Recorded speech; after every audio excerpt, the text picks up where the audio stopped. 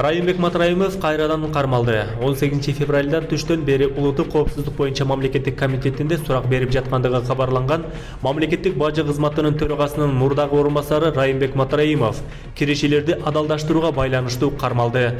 Бул тууралуу Азаттыкка УКМКдан билдиришти. 2021 жылдын 18 февралда УКМКнын мамлекеттик бажы кызматынын төрагасынын мурдагы орун басары Райымбек Матраимовду кылмыштуу кирешелерди легалдаштыруу, адалдоо фактысы боюнча козголгон кылмыш ишинин алкагында кармалды. Райымбек Матраимов УКМКнын тергөө камак жайынын убактылуу кармоочу жайына киргизилди. 48 сааттын ичинде сот ага карата тергөө бүткүчөктүү баш коргоо чарасын карайт деп айтылат атайын кызматтын маалыматында. Матраимов буга чейин да кармалып, сот аны айыппулга жыккан. Бишкектин 1-май райондук соту 11 февралда Райымбек Матраимовду коррупция беренеси менен күнөөлүү деп таап 260 000 сом айыппул чегерген. Ал бажыда коррупциялык схема түзгөндүгүн мойнуна алып, буга чейин мамлекетке 2 миллиард сом төккөн. Матраимовго карата соттун бул чечими жарандык коомдун нааразычылыгын жаратып, 14 февралда Бишкекте аны камакка алуу талап кылган акция өткөн. УКМК 11 февралда Райымбек Матраимовдун чет мамлекеттерде кымбат баалуу кыймылсыз мүлкү бар экендиги аныкталса, тергөө иштери улантылаарын маалымдаган болчу.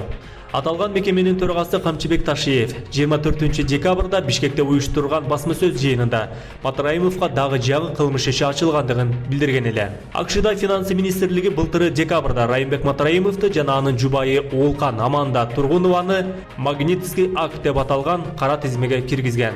Азаттык радиосу уюшкан кылмыштуулукту жана коррупциялык иликтөө долбоору анын Кыргызстандагы өнөктөшү клуб медиасы менен чогуу жүргүзгөн бажыдагы миллиондор, карактоо жана калкалоо, көмөскө акча ташыгандар кербени деген иликтөөлөр бажыдагы коррупцияга Матраимовдун тиешеси бар экендигин таап чыгышкан. Бул иликтөөлөрдү Райымбек Искендер Матраимовдор, алардын жубайлары жана үй бүлөлүк Исмаил Матраимов атындагы фонд каралоо деп эсептеп, сотко кайрылышкан. Ардактуу көрүүчүлөр, эсиңиздерге сала кетсек, бүгүн Камчыбек Ташиев Баткендеги эл менен болгон жолугушууда эртеңден баштап бир нече мамлекеттеги чоң атка минерлер камакка алынаарын билдирген болчу. Көп өтпөй бүгүн эле камакка алуу иштери башталып отурат. Сунуш пикирлер, комментарийлер болсо калтырсаңыздар болот. Басып турбайсыз бен. Айтып қойсаңыз. Комментарий аласыз. Дейін берем. Қанша уақыт күтеміз?